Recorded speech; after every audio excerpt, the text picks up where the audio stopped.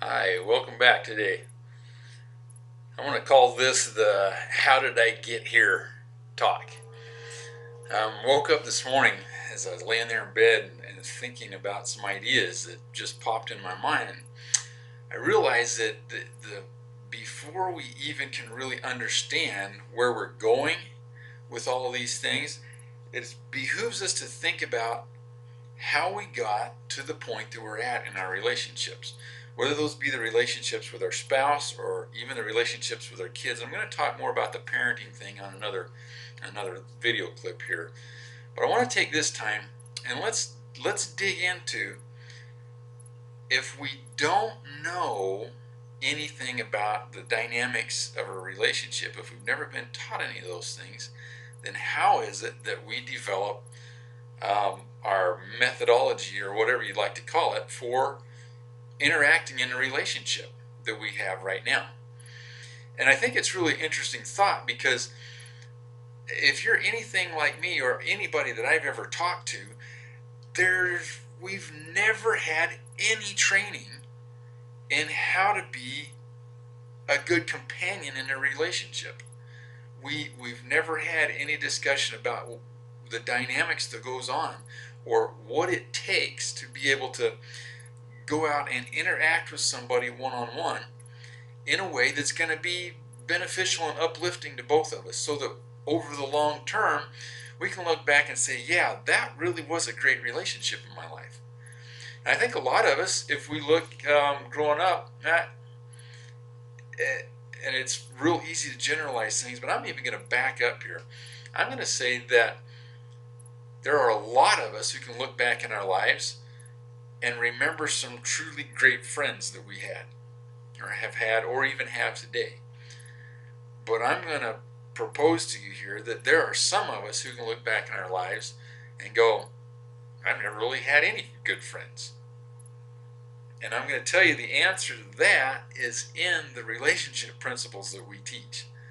I'm not going to delve into that a whole lot, but I'm really going to say, let's start here and say, let's look at our marriage relationship, because that's what this video is about.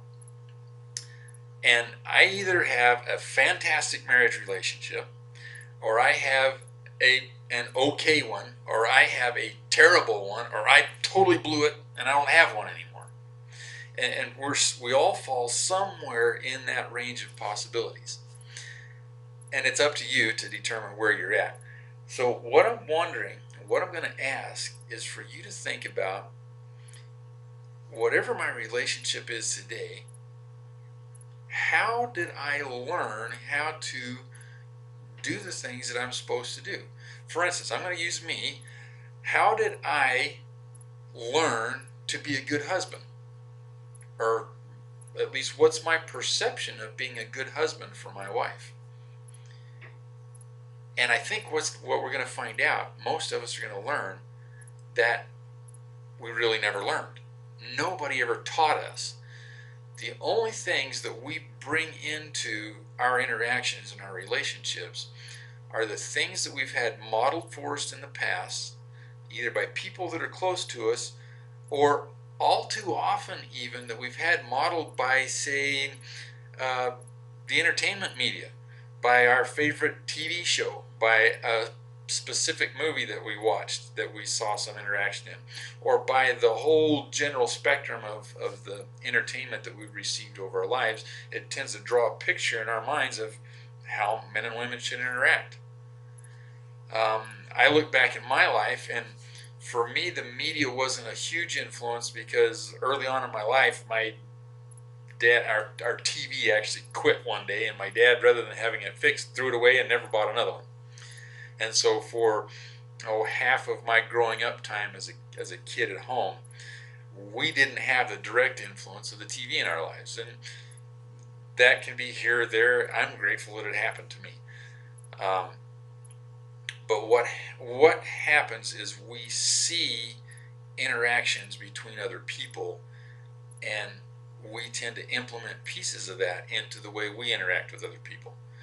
You think about in our school life growing up, there were some of us who were just gregarious and outgoing, and we had friends everywhere. all over the place. There were others of us who might have been more shy, quiet, and reserved, who didn't make friends easily.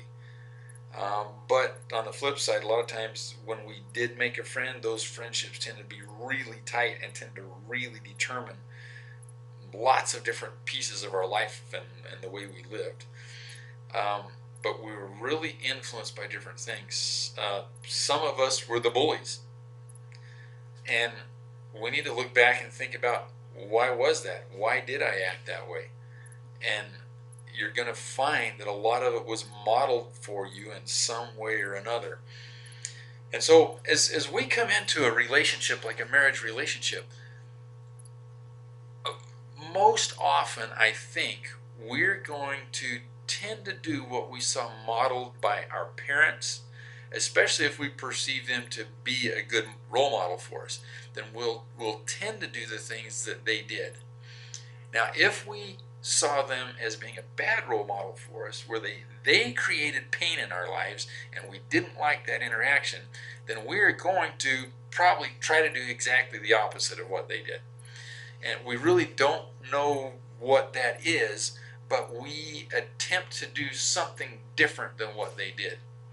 And interestingly enough, I was just mentoring with a couple this week, and as I talked to the man about a specific problem that they were having, he says, I'm not that way because my dad was that way and I hated the way he acted towards my mom, and I didn't ever want to do that, so I made a huge effort not to be that way. And what was happening with him is he was on the surface not saying the same words that his dad used to say to his mom. So he didn't, for instance, this particular thing, his wife was saying, you're always telling me that I'm stupid. And he was saying, I never used the word stupid. I just don't do that. And I said, well, okay, well, think back in your relationship with your dad, because I know him quite well. And did your dad used to make you feel stupid without telling you that you were stupid, directly using that word? And he said, yeah, he did all the time. I'd start to do something and he'd say, oh, you didn't do that right. Or here's how I would have done it. It'd been a lot better than the way you did it. And would make him feel stupid, which was the same thing as directly telling him he was stupid using that word. And it turns out that that pattern had been so ingrained in him that he unconsciously was doing the same thing with his wife. And when we finally broke through to him and got him to put all the pieces aside and look at it, he said, wow, I can see that now. And he could then start the process of beginning to change. So where do these things come from? They're all over the place, but most of the time we come into a relationship and we start out as a new married couple, for instance, and we just start acting the way we think we should act based on all of our past experiences. And most of the time, because we haven't been taught the true principles of interacting correctly with another person, we end up stepping all over people's toes and hurting feelings and doing things like that because we just don't know any better. I'll give you, for instance, guys, how many of us have been somewhere hanging out where there was somebody we kind of looked up to who, let's say, especially when we were younger, and they were talking about their wife and referring to her as their old lady? How many of us have been there? I would venture to say that most of us have been around a situation like that. And if that was somebody that we looked up to that said that, or if it was real common in the group that we hang out with, then we might start referring to our wife as our old lady. Well, I'm here to tell you that's a faulty blueprint idea for trying to work with and develop a great relationship. You can't build a strong relationship when you use terminology like that. So what I'm saying here to underline things is we need to look at what we came in with. And this is the concept that I call blueprinting that we talk about a lot here. Where did those ideas come from? What is it that we consciously or unconsciously are doing in the process of dealing with somebody who's important to us? And are we doing it correctly?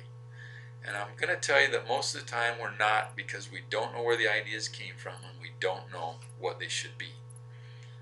And that's my thought for this video. Talk to you later.